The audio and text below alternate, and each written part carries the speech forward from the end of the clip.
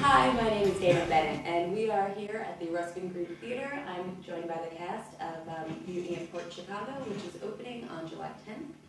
We have Maury Sterling at the end, Teddy Garces in the middle, and Kristen Enzio. Tell us a little bit about what the play is about. Teddy does.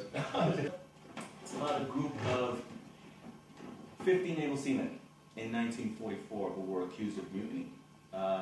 It's their story. It's the story of the largest or the grandest U.S. military wartime disaster on U.S. soil of all time, which occurred at Port Chicago, of course, in San Francisco, at a naval military base at the docks, actually, where they would load munitions and send them to soldiers fighting the war. Would you say that a lot of people know about this story? It's a true story, yes. Actually, I personally, I didn't know about it. It is a true story. The play is based on true events. Right. You know, some of the names of the characters have been changed, of course. When I first got the script, it was interesting because I did not know about the story. You know, it was a little embarrassing to me. I was like, wow, you know, this is a piece of history that I would normally pride myself on knowing, but that wasn't the case. You know, and I've learned a lot during the play. I grew up in the Bay Area around there, and there are very few people who know about it. You know, a couple sailors I talked to, really? sort of in the sailing community there now, and I think there's still rumors that Mare Island or Port Chicago, where it happened, is still houses nuclear weapons. Don't take my word for it. These guys are obviously very uneducated. I knew, and I'm sure that a lot of people in the public know about this event. Sure, of course. This is a I mean, it's a fairly well-known historic event because it was and still, I believe to this day, the largest disaster in the history of the military. Yeah, so it's a... I mean, I'm with you guys. I'd never heard of it. I've never heard of it. That actually makes 3 out of 4. Yeah. You're the minority in this. Yeah. But he went to Princeton, so... Oh. Yeah. And I was a history major, so I should have. So, Teddy, tell me a little bit about your character. Oh, I play Edwin R. Little. He is basically the focal point of those 50 men in terms of he's the one that is basically being accused with leading this conspiracy, this quote-unquote conspiracy, quote-unquote mutiny against the U.S. Navy.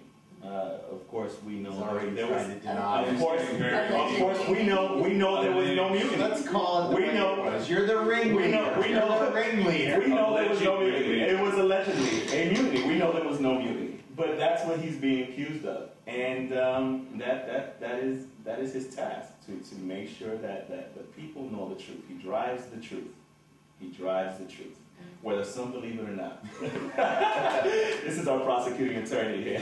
What to tell you. Well, who wants to be next? How about you, Chris? You want to tell us a little bit? Sure. I play prosecuting attorney Commander James Coakley. Lieutenant Commander, thank you. Give yourself the appropriate title. Pardon me. And again, another character based on factual history. Coakley got this case. He, at the time, was a fairly well-known district attorney or assistant district attorney in the San Francisco Bay Area. Had prosecuted cases similar to this, sort of had a thing for going against, activists. And in fact, he went on to, after this case, he prosecuted Huey Newton, he prosecuted the Black Panthers. So this is a man who has very strong convictions, and he clearly felt that there are rules and there are lines, and that those rules were broken and that lines were crossed, and that this is, you also have to keep in mind that this happened historically in a period of time that we were on the cusp of the whole sort of Red Scare, Joseph McCarthy era. And so there was a lot of that kind of stuff in the air. So do you think that's where it's coming from? Well, I think to a certain degree, yes. On another side of it, the fact is that he was very much a political monster, and I think that he also looked at this as a means of making a name for himself, and it kind of, you know, helped to feed his reputation of being, you know, his nickname was the Bulldog. Everybody thought he was a tough son of a bitch, and, you know, this is, he was here to, you know, stand up for America, and stand up for the military, and stand up for their rights, you know, against all detractors. I just came up with that, and Just made it up. yeah, it's Wow. right. And Maury, what about you?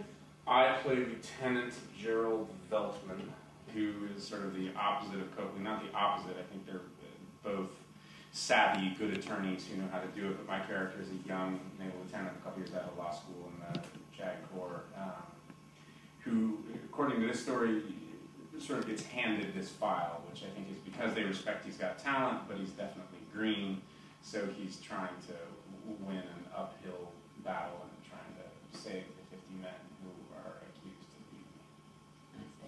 So there's a little bit of Tom Cruise in there. There's a lot of Tom Cruise in there. It's definitely an inspiration, which I've always really aspired towards. I love you, Tom. I think it really... Objection. Objection. Well, I think there's a really interesting part of the play, which is, even my character states, even though he's defending his men, is saying, I don't know if what you did was right. And my character says, I don't think it's mutiny, but I don't know if what I think you did was right. And I think that's a neat thing that the play incorporates. Is it's dealing with a subject where you probably easily could go either way. And at least as much as I've done, it does feel like a cover-up, but I think the play handles it nicely, especially between us and his closing arguments, which really make you question your sense of, well, what is right? You know, you may have feelings one way or the other, but hold on, what's the right thing to do? And I think that's a neat theme of the play. Yeah, because I think that, you know, certainly bringing it into the present day, you know, there's obviously going to be sympathies towards the seaman. But there are also the real elements of the play that I think people can also appreciate today, given the fact that, you know, we have been in war for the last several years. And, you know, the fact of the matter is that, you know, there are certain societal rules or, you know, things that we go by that, you know, don't necessarily apply to wartime. And so, you know, I hope that the play can strike some kind of balance. And, you know, at the end of the day, you know, the audience hopefully will be able to think. And the audience, it's true, because the audience is a big part of it as well. You know, we don't interact with the audience directly, but we do address them. You confront them a little bit. Absolutely, it's a courtroom drama, and as a courtroom drama, you know, anybody watching is a juror. I was going to say, so is the audience kind of like the audience? Yeah, absolutely. You know, Judge and jury. Judge and jury. Judge and jury. You have to pay 15 or 20 bucks. That's right. That's right. So we don't get paid 15. No, That's no right. mileage, No, nothing yeah. for No mileage. per diem. No per diem. Nope. You leave feeling good though. Oh, well, that's good. Yeah. Is there anything else you guys want to talk about as far as the play is concerned? These guys are great. Men in uniform. Yeah. Ah, yes. Yeah. All Men in men. uniform. All male men. cast. Men in uniform. All male cast. And We're all in baby. uniform. You know, How many are single? single men in Yes. uniform. Depends on the night. Yeah. Yeah. It depends who's in the audience, I guess. Yeah. Well, all right. Well, thank you guys Thank for you. being here. Thank you. And everybody, please be sure to come check out the show that's playing at the Ruskin Group Theater. It opens July 10th at 8 p.m. and it runs Fridays and Saturdays at 8, Sundays at 2. The Ruskin Group Theater is located at 3000 Airport Avenue in the Santa Monica Airport. Thanks. Live.